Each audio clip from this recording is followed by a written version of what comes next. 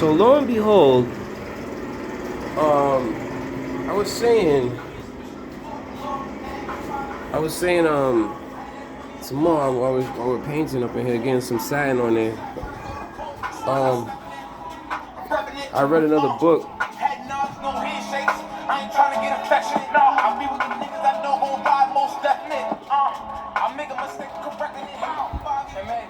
So I read The Hobbit. There's two different versions. The first one I read, I told you I read up to book one, and then there's two books or whatever, probably 300 pages in, 250 pages in. But this time when I went to a deployment, I read The Hobbit again, but this was a different version, and it was a very old, like 18 something. And it's just funny because it's about dwarfs and like goblins and stuff, and dragons and stuff.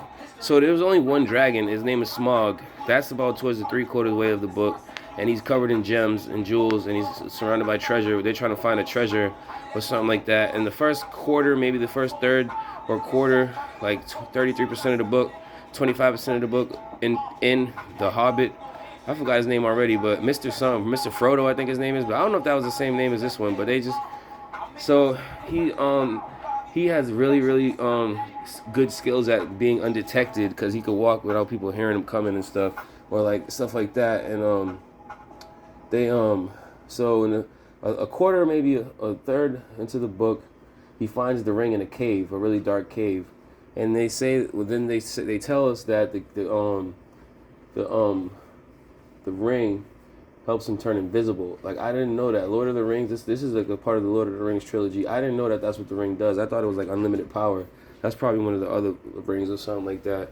So he finds the ring in a cave, and it turns him invisible, especially in the sunlight, and this and then the third.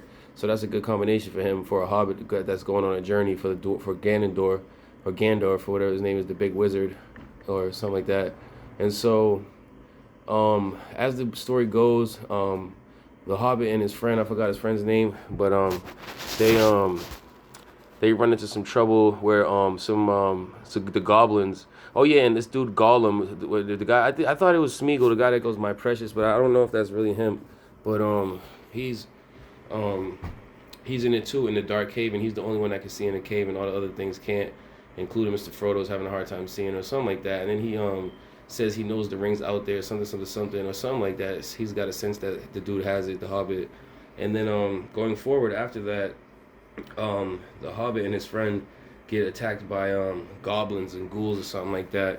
Goblins or something. I know it sounds tacky and cliche, but it was something like that. And this eagle saves them, and he picks them up, and then they go to the. I think it's something about at some point the goblins and I think wolves, if I'm not mistaken, the goblins and wolves or something go after the Hobbit and their little crew, and they climb up a tree to try to stay away, but then the goblins have fire and stuff, so they can burn the tree down and kill them like that. But then the eagle people come to the rescue and stuff, and they save them from the tree. And then that's when Smog comes in next about the treasure. They're trying to get the treasure or something. And then, you know what I'm saying, Smog's like invincible or something. He could breathe fire, he could fly, all this funny stuff. And then so going forward in the book, another battle breaks out. Well, actually, the Smog attacks the people. He attacks the village and stuff. And I forgot the dude's name, like something. He had a cool name. He ends up getting lucky and shooting the dragon in the one spot that's open where the gems and stuff aren't, because the gems protect his body from stuff like that, and he can obviously withstand fire and stuff.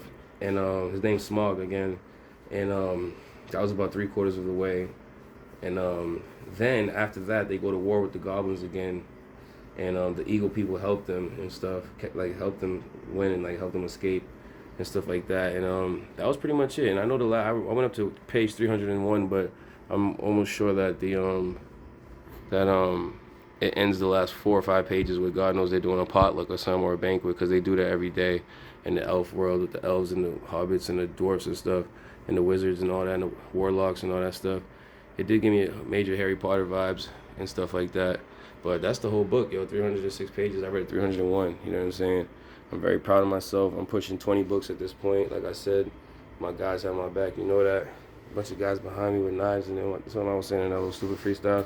And here's another book. I already got 7 chapters or so into this, maybe even more. I keep stopping at 7 chapters on all these books and stuff. Got that one right there. The Elvis is the one over there on the come up. The book I read with y'all online about the girl who was trying to be a rapper, and then they did the same old scam about writing her raps. When she finally got the chance after freestyle battles and overcoming the streets, they tried to make her lyrics for her and stuff like that. They already had a whole song plan and stuff done, so she wasn't really feeling it like that and stuff. And her peoples got in trouble. Like they got robbed for her father's chain, who passed away. Her father passed away, and she got robbed for it, and it was just a typical like trash ass description of like some kid trying to be a rapper, and it's horrible because she's a girl and she's got skills, but you know what I mean, it's like broken dreams and she has to get over it and stuff. But anyway, this one, it's the Embassy Wife, kind of like a chick flick. I made it up to they had one of the girls had a really good love and obsession with rhinos because they were in South Africa in Johannesburg, if I'm not mistaken, ironically. And you see the zebra print. So I don't know if there's zebras in South Africa out or like on the plains or something, but I'm sure they were in like the safari or something. I don't know. But you can catch them at your local zoo now too, and you catch your local orcas at your SeaWorld and Orlando studios. So yeah, thank y'all for sticking with me and read a whole nother book. Got more to go. I'm up there with it. Let's get it.